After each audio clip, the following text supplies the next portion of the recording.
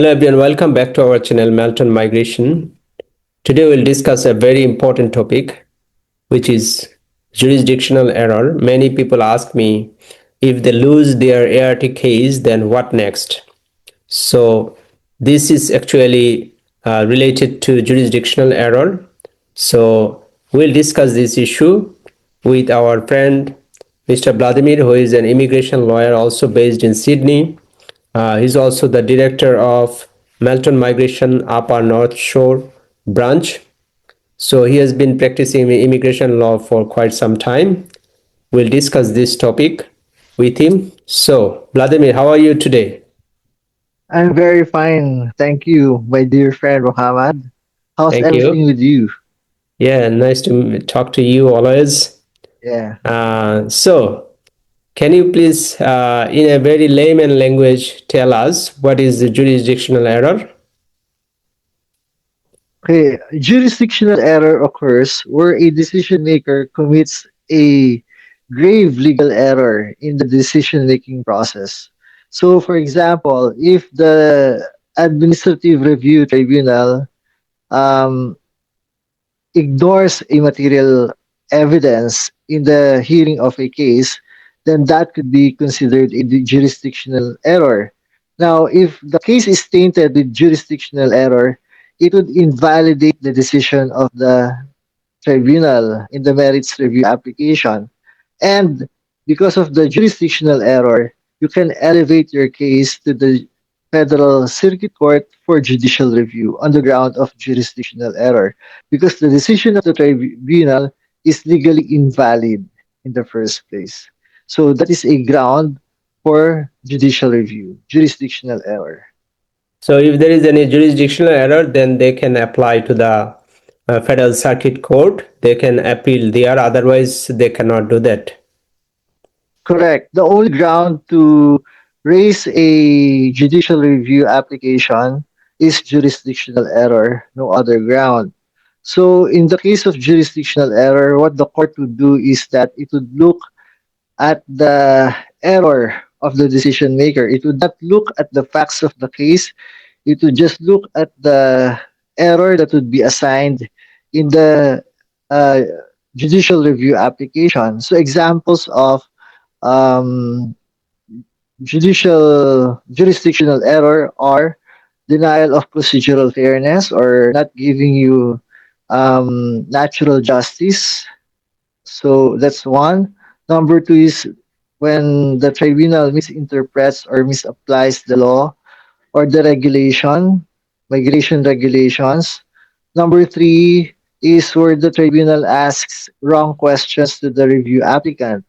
And number four is where the tribunal does not consider irrelevant material or evidence. So those are the typical, for examples of what a jurisdictional error is. But of course, there are other types of jurisdictional error. The list that I mentioned is not exhaustive. Yes, that is a nice description you have given. So, is there any time limit for that to apply to the federal court? The time limit is you have 35 days from the time the merits review application has been refused by the or the tribunal upholds the decision of the primary decision maker. You have 35 calendar days within which to apply for judicial review on the ground of jurisdictional error. So, if someone cannot do that within 35 calendar days, if someone fails to apply to the federal circuit court, then what happens? Well, if the applicant does not apply within the time frame that I mentioned, the decision of the tribunal becomes final. And because it has become final or because it becomes final, then the review applicant has no more option left except to leave Australia. So the bridging visa of the review applicant will expire 35 days after the finality of the after the ART decision handed down its determination.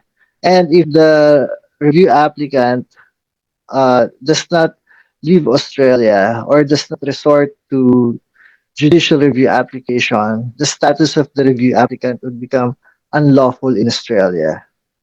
Okay, so like this is a strict time limit. If someone fails Mm, to apply within the time limit, then he mm, cannot reapply. So he has to go back to mm, his home country. He will be unlawful in correct. Australia. Correct. The time limit that I mentioned, the 35-day time limit, is non-extendable because it is based on statute, so it is statutorily imposed.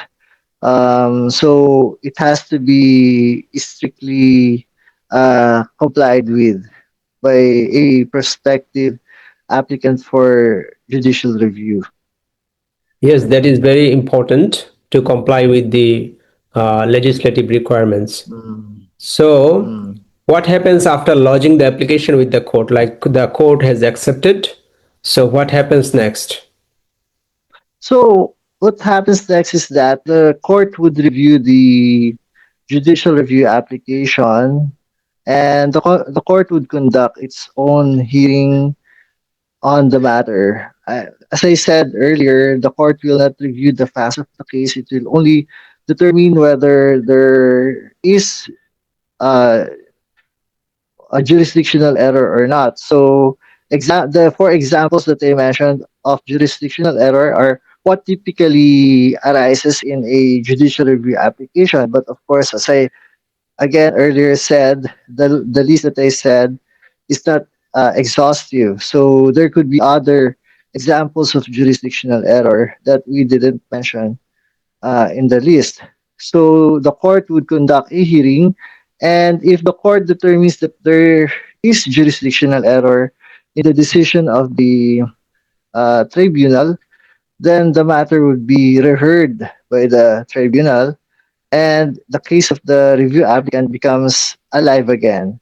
So there's a chance that the review applicant may overturn the review of the primary decision maker if the tribunal determines favorably the application of the review applicant.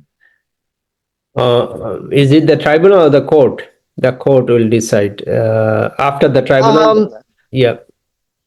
yeah. So when the court hears the case and the court determines that there is jurisdictional error, it would be returned to the tribunal for rehearing.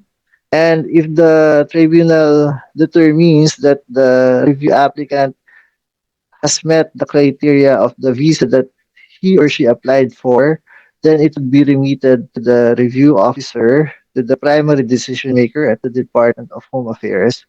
And that's it. So there's a chance that the review applicant would be given the visa that he applied for by the review officer or by the Department of Home Affairs. Okay. You mean if the court accepts that there is a jurisdictional error, this means the Mm, applicant has won the case. So it will be correct. referred back to the tribunal for reconsideration, Mm, and correct, correct. it will be decided by the tribunal again. So yeah, Correct, this is correct. the process. So during Mm. the time when the case is in the court, what what visa or what visa can someone get if it is accepted by the court? Well, the bridging visa that the review applicant held while the case was heard by the tribunal would have to be the review applicant would have to apply for another bridging visa because the bridging visa that the review applicant held does not cover the review application at the judicial review. So the review applicant should apply for another bridging visa there. Okay, so when the court accepts, then there will be another bridging visa. He has to apply for another bridging visa, but it can be Mm. the same category, same class of bridging visa. Like Yeah, if it yeah, was yeah. bridging visa A, then he will get again bridging Mm, visa A, something like that. mm. Yeah, yeah, correct.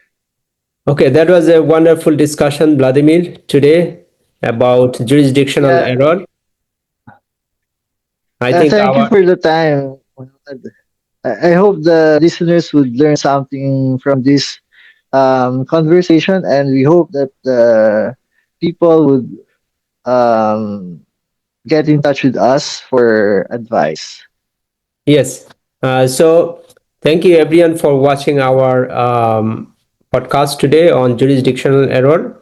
So if you like this type of content, you can like, share, and subscribe to our channel for our future inspiration.